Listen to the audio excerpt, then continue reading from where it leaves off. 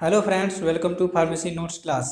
Friends, इस video में हम drugs used in congestive heart failure के बारे में पढ़ेंगे। फ्रेंड्स, अगर अभी तक आपने हमारे चैनल को सब्सक्राइब नहीं किया है तो ज़रूर सब्सक्राइब कर लें और बेल आइकन को भी प्रेस कर दें ताकि जो भी वीडियो हम अपलोड करेंगे वो तुरंत आप तक पहुंच जाए। कंजेस्टिव हार्ट फेलियर में कौन कौन से ड्रग्स यूज किए जाते हैं उसको हम क्लासीफाई कर सकते हैं। First, drugs with positive inotropic effect. ऐसे ड्रग्स जो कि पॉजिटिव एनोट्रोपिक इफेक्ट को शो करते हैं। पॉजिटिव एनोट्रोपिक इफेक्ट का मतलब होता है increase force of contraction. Force of contraction को इंक्रीज करना, हार्ट के फोर्स ऑफ कंट्रैक्शन को इंक्रीज करना इंट्रासेलुलर कार्डिक कैल्शियम कंसंट्रेशन को। जो इंट्रासेलुलर कार्डिक कैल्शियम होता है उसकी कंसंट्रेशन को ये जो पॉजिटिव एनोट्रोपिक इफेक्ट्स वाले जो ड्रग्स होते हैं वो इंक्रीज करते हैं। ड्रग्स विद पॉजिटिव एनोट्रोपिक इफेक्ट्स को हम फर्दर क्लासीफाई कर सकते हैं। First, cardiac glycosides. Cardiac glycosides में डिजॉक्सिन और डिजिटॉक्सिन ड्रग्स आते हैं। सेकंड, बिप्रिडिन्स या फोस्फोडाइस्ट्रेस इनहिबिटर्स, इसमें एमरिनोन और मिलरिनोन ड्रग्स आते हैं। थर्ड, बीटा एड्रेनर्जिक अगोनिस्ट्स, इसमें डोबुटामाइन और डोपामाइन आते हैं। सेकंड, इसको हम ड्रग्स विदाउट पॉजिटिव एनोट्रोपिक इफेक्ट्स में क्लासीफाई कर सकते हैं। विदाउट पॉजिटिव एनोट्रोपिक इफेक्ट्स का मतलब है, इसको हम नेगेटिव एनोट्रोपिक इफेक्ट भी कहते हैं। मतलब कि ऐसे ड्रग्स जो कि हार्ट बीट को स्लो डाउन करने का काम करते हैं, इसको भी हम फर्दर क्लासीफाई कर सकते हैं। First, diuretics. डायरेटिक्स में थियाजाइड्स, फ्यूरोसेमाइड और स्पाइरोनोलैक्टोन ड्रग्स आते हैं। इसमें एंजियोटेंसिन एंटागोनिस्ट्स, इसमें एज इनहिबिटर्स और लोसार्टन ड्रग्स आते हैं। थर्ड, बीटा एड्रेनर्जिक अगोनिस्ट्स, बिसोप्रोलोल, कार्बिडालोल और मेटोप्रोलोल ड्रग्स इसमें आते हैं। Fourth, vasodilators. वेजोडाइलेटर्स में नाइट्रेट्स और हाइड्रोलाइजिन ड्रग्स आते हैं। कार्डिक ग्लाइकोसाइड्स क्या होते हैं? Cardiac glycosides are derived from plant derivatives like digitalis purpurea and digitalis lanata and are steroidal in nature. Cardiac glycosides जो होते हैं उसको ड्राइव किया जाता है प्लांट डेरिवेटिव जैसे कि डिजिटालिस पुरपुरिया और डिजिटालिस लेनाटा से, और ये स्टेरॉयडल नेचर के होते हैं। A glycoside is a sugar-containing compound in which one of the hydroxyl groups of the sugar molecule is replaced with another compound. Glycoside sugar containing compound होता है जिसमें शुगर मॉलिक्यूल का एक हाइड्रोक्सिल ग्रुप होता है जो कि रिप्लेस्ड होता है दूसरे कंपाउंड से। फ्रेंड्स, अब हम कार्डिक ग्लाइकोसाइड्स के मैकेनिज्म ऑफ एक्शन को देख लेते हैं, तो समझ लेते हैं। फ्रेंड्स, ये जो डायग्राम आप देख रहे हैं ये कार्डिक मसल सेल का डायग्राम है। फ्रेंड्स, इस डायग्राम में सोडियम पोटेशियम एटीपेज पंप और सोडियम कैल्शियम एक्सचेंजर इसको दिखाया गया है। फ्रेंड्स, ये जो सोडियम पोटेशियम एटीपेज पंप है इसका काम क्या होता है?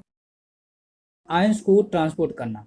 ये सोडियम आयंस को मूव आउट करता है from the intracellular to extra cellular, और पोटेशियम आयंस को जो है एक्स्ट्रा सेलुलर टू इंट्रासेलुलर ये जो है लाने का काम करता है।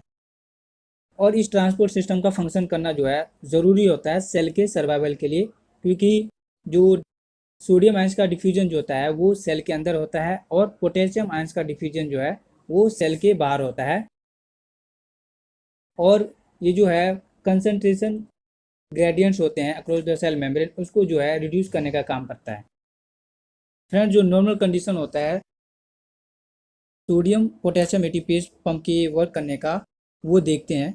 फ्रेंड्स, जो नॉर्मल कंडीशन में क्या होता है कि पोटेशियम एटीपेज पंप जो है एक्स्ट्रा सेलुलर से, यहाँ से एक्स्ट्रा सेलुलर से जो है एक्स्ट्रा सेलुलर से टू पोटेशियम आयंस को एक्स्ट्रा सेलुलर से इंट्रा सेलुलर में लाने का काम करता है, और यहाँ से इंट्रा सेलुलर से एक्स्ट्रा सेलुलर में 3 सोडियम आयंस को ये intra cellular to extra cellular जो है मूव आउट करने का काम करता है, जिसके कारण inside the membrane negative charge जो है डेवलप होता है, और इस प्रोसेस को इलेक्ट्रोजेनिक कहते हैं।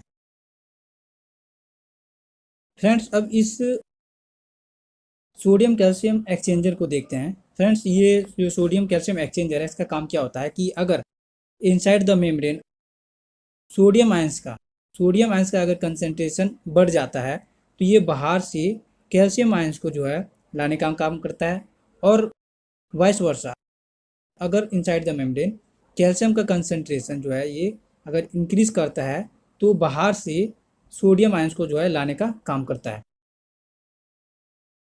फ्रेंड्स, जब किसी भी व्यक्ति को, किसी भी पर्सन को अगर हार्ट अटैक आता है या उसका जो हार्ट है वो नॉर्मल रिदम नहीं कर रहा होता है, तब जो ड्रग्स दी जाती हैं वो कार्डिक ग्लाइकोसाइड्स होती हैं। और उसका वर्क देखते हैं फ्रेंड्स, वो कैसे होता है। किसी को कार्डिक ग्लाइकोसाइड दिया जाता है या डिजिटली दिया जाएगा, तो क्या होगा, ये जो है सोडियम एटीपेज पंप को जो है ब्लॉक करने का काम करता है। सोडियम एटीपेज पंप को ब्लॉक कर देगा, जिससे जो इसका फंक्शन होता है पोटेशियम और सोडियम आयंस को जो है लाने और ले जाने का जो है वो ब्लॉक हो जाएगा। जिसके कारण क्या होगा, inside the membrane sodium ions का कंसंट्रेशन जो है वो बढ़ जाएगा। सोडियम आयंस का कंसंट्रेशन बढ़ जाने की वजह से अब ये जो सोडियम कैल्शियम एक्सचेंजर है ये वर्क करेगा। ये क्या करेगा कि अंदर जो सोडियम आयंस का जो कंसंट्रेशन बढ़ गया है, ये क्या करेगा, सोडियम आयंस को जो है वो बाहर भेजने का काम करेगा और कैल्शियम आयंस को जो है अंदर लाने का काम करेगा। और ये प्रोसेस होता रहेगा, जिसके कारण जो है अंदर inside the membrane calcium ions का जो है एक्यूमुलेशन जो है वो स्टार्ट हो जाएगा। एक्यूमुलेशन जो है वो हो जाएगा। और क्योंकि inside the membrane calcium ions का जो है कंसंट्रेशन इंक्रीज होगा, तो ये क्या करेगा, inside the membrane sarcoplasmic reticulum होता है उसको ये एक्टिवेट करेगा, जिससे क्या होगा और कैल्शियम रिलीज होने लगेगा। अब ये जो कैल्शियम जो है वो ट्रोपोनिन सी के साथ, इसके साथ बाइंड करेगा, ट्रोपोनिन सी के साथ बाइंड करेगा। इसके साथ बाइंड करने पे जो हार्ट की कॉन्ट्रैक्टिलिटी होती है वो इंक्रीज होगी।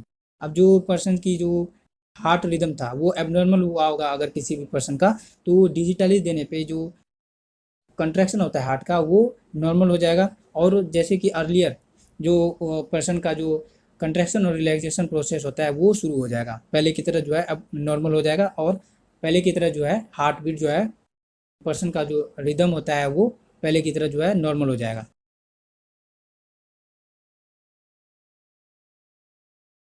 अब फ्रेंड्स, कार्डिक ग्लाइकोसाइड्स के मैकेनिज्म को हम इस फ्लो चार्ट की मदद से भी एक बार समझ लेते हैं।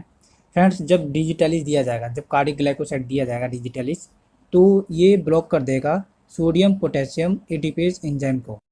ये सोडियम पोटेशियम एटीपेज जो एंजाइम, ये पंप है, इसको जो है ब्लॉक कर देगा, इनहिबिट कर देगा, जिससे सोडियम और पोटेशियम का ट्रांसपोर्ट जो है नहीं हो पाएगा। जिसके कारण क्या होगा कि सोडियम प्लाज्मा लेवल जो है इनसाइड द मेम्ब्रेन, जो सोडियम का कंसंट्रेशन है इनसाइड द मेम्ब्रेन वो इंक्रीज कर जाएगा। इंक्रीज कर जाएगा तो क्या होगा कि जो सोडियम कैल्शियम एक्सचेंजर है ये क्या करेगा, सोडियम को बाहर भेजेगा और कैल्शियम को जो है बाहर से अंदर लाएगा, जिससे कैल्शियम का जो है इनसाइड द मेम्ब्रेन एक्यूमुलेशन होगा और एक्टिवेट करेगा सार्कोप्लाज्मिक रेटिकुलम को। सार्कोप्लाज्मिक रेटिकुलम जो है एक्टिवेट होगा और रिलीज करेगा और ज़्यादा कैल्शियम आयंस को। और ये जो कैल्शियम आयंस हैं ये कंबाइन करेगा कार्डिक मसल के साथ, कार्डिक मसल के साथ कंबाइन करेगा, ट्रोपोनिन सी के साथ कंबाइन करेगा और फोर्सफुल कंट्रैक्शन करेगा। फोर्सफुल कंट्रैक्शन करेगा हार्ट, हार्ट जो है फोर्सफुल कंट्रैक्शन करेगा and leads to complete emptying of heart ventricles.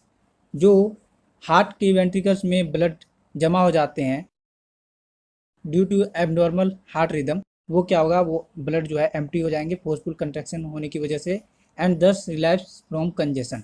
और जो कंजेशन होता है ब्लड का वेंट्रिकल्स में वो नहीं होगा एंड रीस्टोर मायोकार्डियल फंक्शन। जो मायोकार्डियल फंक्शन है वो रीस्टोर हो जाएगा और जो हार्ट रिदम है वो एबनॉर्मल से नॉर्मल हो जाएगा और पहले की तरह कॉन्ट्रैक्शन और रिलैक्सेशन होना शुरू हो जाएगा।